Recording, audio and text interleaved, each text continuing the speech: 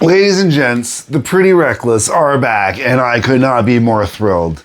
This is, I'm going to say it right up front, the best album they have released since Going to Hell. I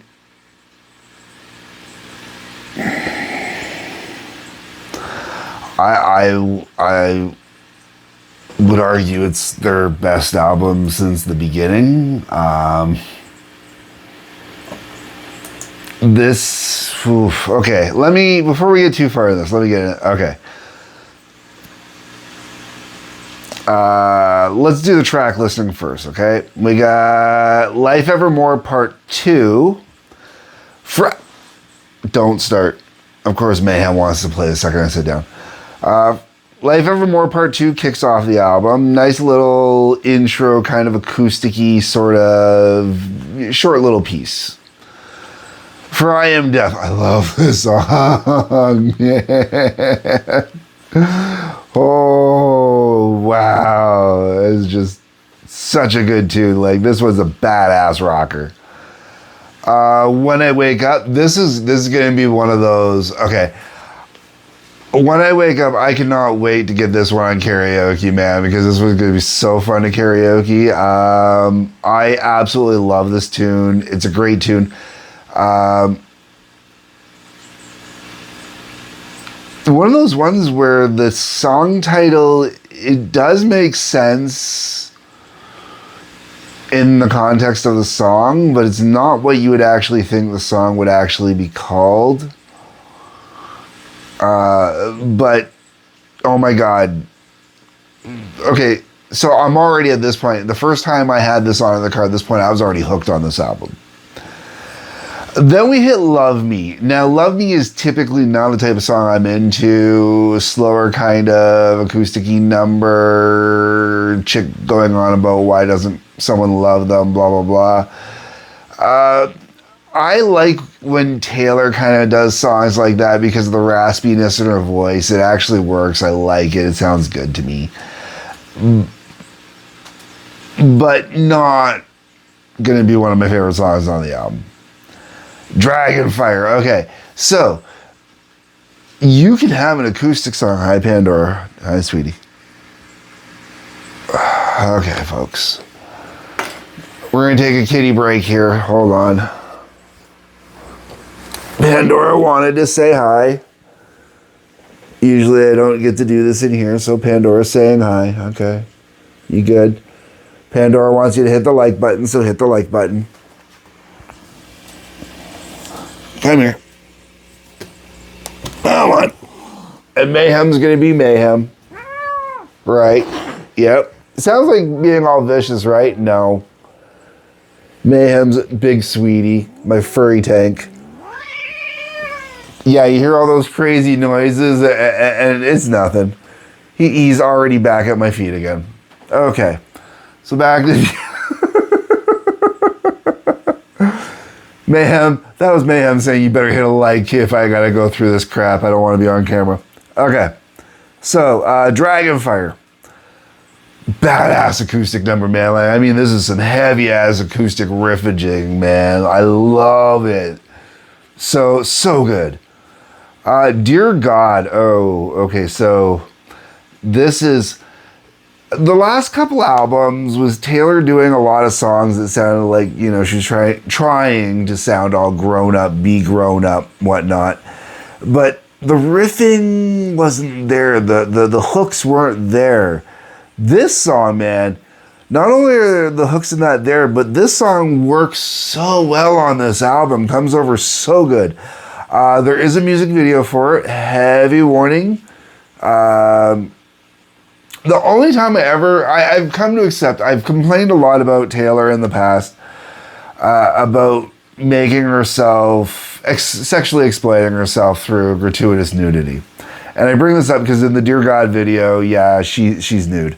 But I've come to the conclusion that when it comes to Taylor, she's just your standard exhibitionist rock star. Really, I think that's all it is. No different if she had been a dude, really. Like, when I watched the Dear God video and I really think about it, No different than if it had been a dude doing the video, nudity wise. It's just, because she's a girl, you sometimes go, why Taylor? And then you go, no, you're just a typical rock star exhibitionist. Because realistically, if I were a rock star, honestly, I would be worse than the Red Hot Chili Peppers, I would have some major issues, probably, like, in trouble all the time for having my wang doodle hanging out, After Dear God, we get into Life Evermore Part 3. I'm gonna wait till I get to the end of this album before I get into the Life Evermore thing, okay? Then we hit About You. About You is probably the only song on the album that I would truly classify as an album cut. I don't know if I'd ever release that one as a single. The next song, Spell on You, yep, that one works. To me, it's more of an album cut than a single, but oh my god, another great up-tempo rocker. Roller Coaster of Life, a little slower, a little more introspective. Still a decent tune the whole way around. Same with Eye of the Storm, which follows that up. And then you get Devil in Disguise, Michelle's song. All of those, basically the second half of this album, definitely has more of a mellower kind of vibe to it for the most part. There's two exceptions. Spell on You is one of them, and then the second last track, which comes after Devil in Disguise, Dark Days, would be the other one. I really like that the back half of this album kind of slows down a little bit.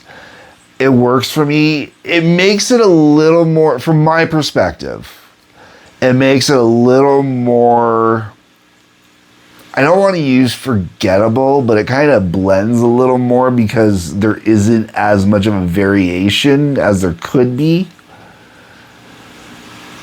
But there really wasn't, to get the flow that they needed, to get this album to sound as good as it did, they put this order perfectly. Because when you hit Dark Days, it is the perfect, heavy, thick, slow rocker you need to, like, bluesy kind of slow rocker you want to close out kind of thing. It doesn't close out the album technically, but it has that closeout vibe, because what closes out the album is Life Evermore Part 1.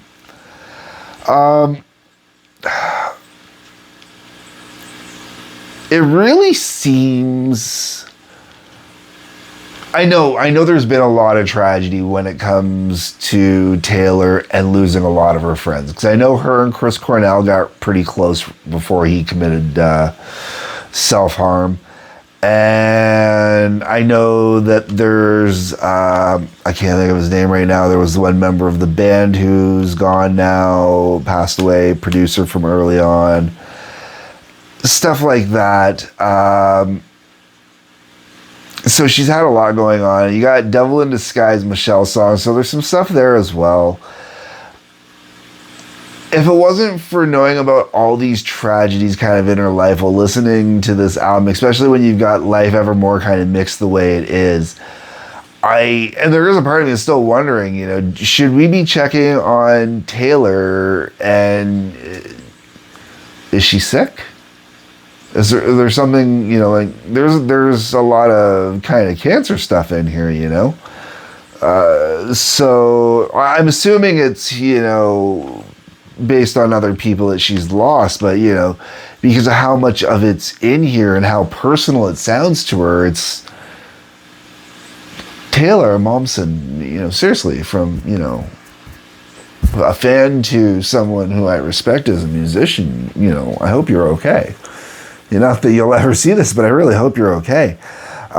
I love this album. Honestly, I want to say best album. Okay, this is gonna be interesting. I'm song for song.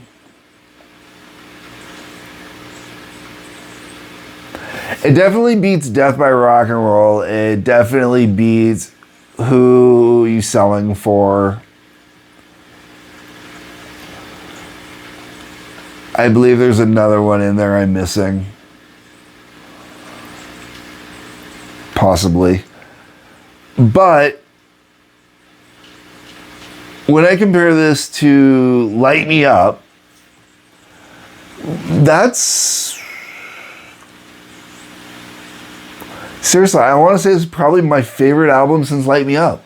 I really like Going to Hell, okay? I really do. I think Going to Hell is a great, great album, and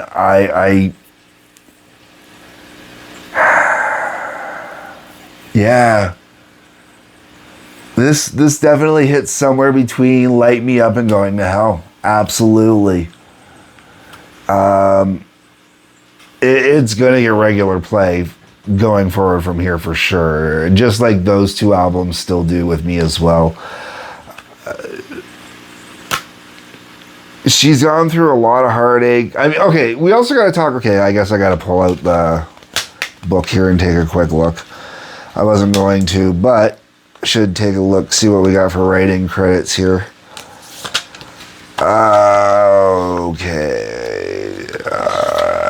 So far, no names. So far, no names. Okay, so everything was written by Taylor Momsen and Ben Phillips. Ben's music writing is absolutely top notch on here. This album was produced by Taylor, Ben, and Jonathan Wyman. They did a great job all together. Do we got a list of musicians on the album?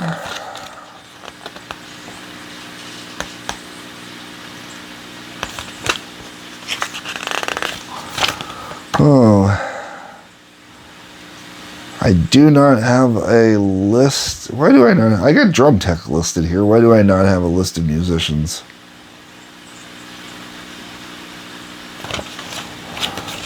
Picture of the band, something. Has this become more of a Taylor Momsen show? I mean, it's always been kind of a Taylor Momsen show, but...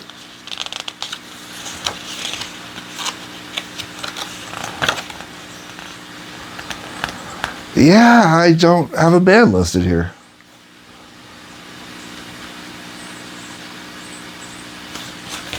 Interesting. Okay, so without knowing the musicians that played on this album, I'll have to do an internet check, I guess, for that one. Should have. The musicianship on this album is fantastic. It's really tight. Taylor's voice is great. She's definitely getting a lot more of a raspier voice, or she's leaning into the raspier side more. I do love her range. She's got great range. The whole way around, I'm going to say, just pick up this album. This is definitely, okay, so when I say this, I don't mean this in any type of demeaning little way. There's going to be some little girl out there. By some little girl, I mean there's going to be some girl who, is between the age of like 9 and 13.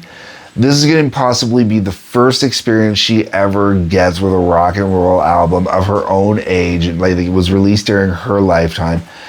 And she's going to fall in love with it. There's boys that are going to fall in love with this album too. I love this album. But, and the reason why I say that is my daughter, when the first album came out in 2010, my daughter would have been a little older than that, But I remember when my daughter brought home Light Me Up, and she was so thrilled with this album. She insisted I had to listen to it and put it on and play it. And it was a fantastic album. And I did the same thing. I picked up this album and I told her she's got to go pick it up now. I had it before her. And I said, she's got to go pick it up. It's a must have. It's like the best out, blah, blah, blah, blah, blah. And, I'm sure that there's going to be other girls out there. When I say little girl, I just mean because I'm thinking of my daughter, right? So there's going to be other girls out there that are this is going to be their first album, and they're going to love this album. They're going to love this album rightfully so, and they're going to love it for so long. And the crazy part is, you know, them picking this up and loving this album is like when I picked up Reload and fell in love with Reload, you know? Or when, you know, first time someone picks up Paranoid or something like that. Like this is gonna be, I'm not saying that this is an album like Paranoid, but it really is a really good album. Okay, I'm done. I'm rambling now. You get the point. It's a good album. Go listen to it. Drop me a line down below. Let me know what you think.